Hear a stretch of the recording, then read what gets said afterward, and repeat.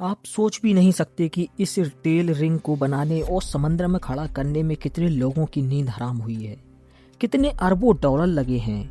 अगर एक छोटी सी गलती हो जाती तो 7 साल की मेहनत, सैकड़ों इंजीनियर्स का करियर और दुनिया की ऊर्जा सप्लाई सब कुछ पानी में डूब जाता।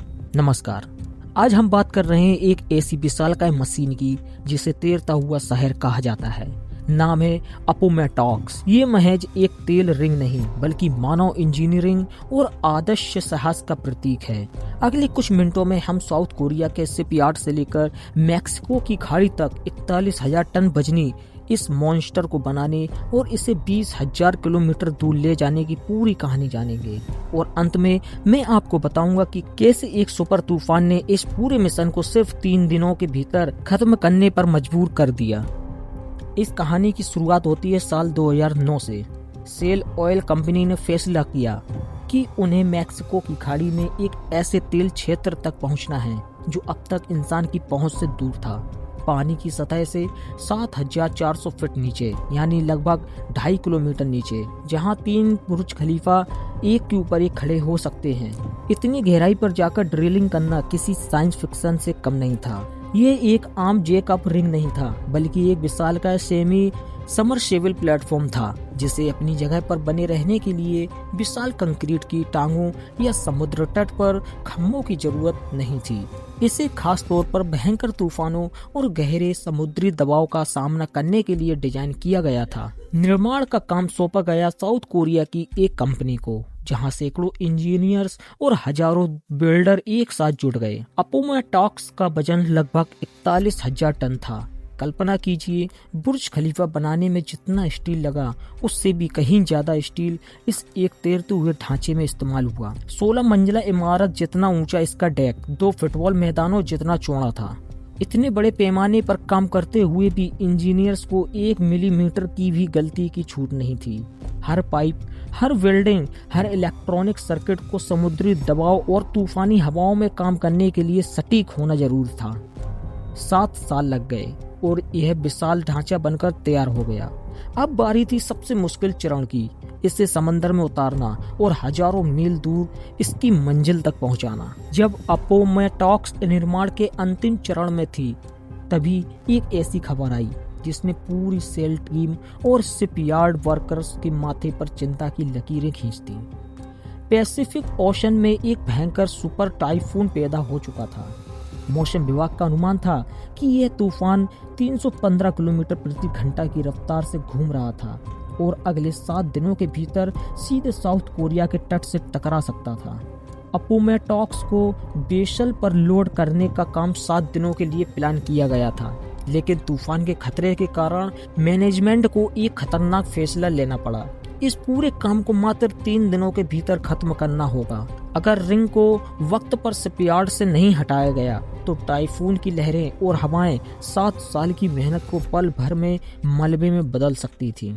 ये सिर्फ अरबों डॉलर का नुकसान नहीं था, ये पूरी दुनिया की ऊर्जा सुरक्षा का सवाल था। 41,000 टन के स्टील के पहाड़ को उठाना बच्चों का खेल नहीं था। इसके लिए दुनिया के सबसे बड़े मरीन ट्रांसपोर्ट वेसल को बुलाया गया, जो 98,000 टन तक का वजन कैरी करने में सक्षम था। लेकिन इसे लोड करने के लिए समंदर का पूरी तरह शांत होना जरूरी था। लहरों में जरा सी भी हलचल हुई तो रिंग और बेशल के बीच अलाइनमेंट बिगड़ सकता था, जिससे बेशल या रिंग को भारी नुकसान हो सकता था। चुनौती साफ थी, वक्त कम है और काम बहुत बड़ा। वर्कर्स की एक अतिरिक्त आर्मी बुलाई गई।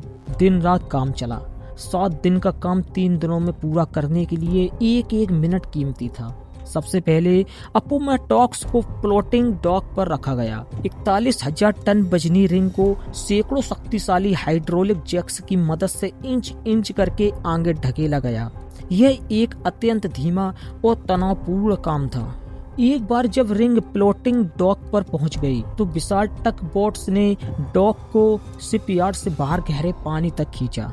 अब सबसे नाजुक घड़ी आई, अपोमेटॉक्स को ट्रांसपोर्ट वेसल पर लोड करना। लोडिंग शुरू करने के लिए ट्रांसपोर्ट वेसल ने अपने अंदर मौजूद विशाल वाटर टैंक्स में समंदर का पानी भरना शुरू किया। वजन के कारण वेसल धीरे धीरे पानी में डूबने लगी। ताकि उसकी सतह रिंग की सतह के साथ बराबर आ जाए। टग बोट्स ने रिंग को खींचकर धीरे धीरे बेसल के ऊपर लाना शुरू किया।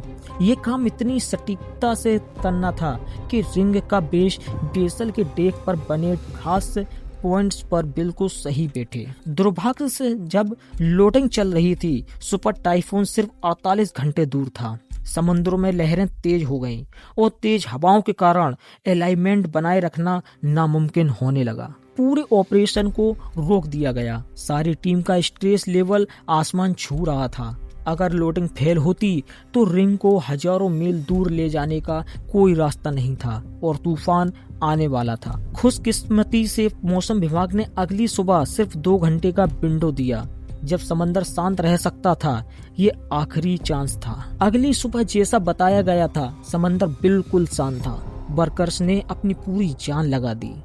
2 घंटे के अंदर टग बोट्स ने रिंग को खींचकर बेसल का सेट कर दिया। बेसल ने तुरंत अपने वाटर टैंक से पानी बाहर निकालना शुरू किया और धीरे धीरे ऊपर उठ गई।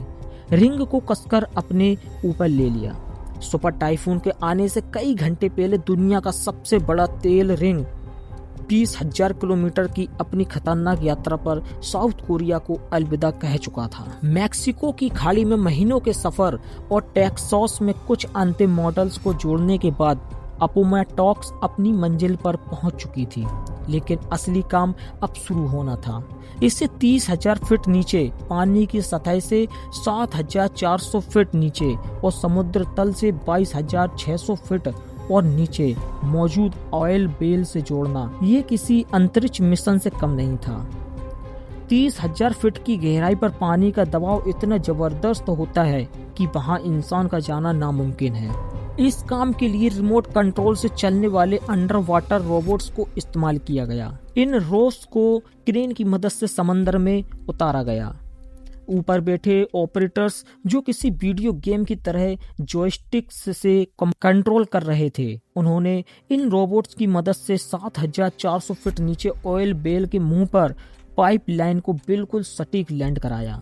एक बार कनेक्शन स्थापित होने के बाद अपोमेटॉक्स ने समुद्र तल से भी 22,600 फीट नीचे तक ड्रिलिंग शुरू की। महीनों की ड्रिलिंग के बाद पाइप आखिरकार ऑयल बेल तक पहुंच गया।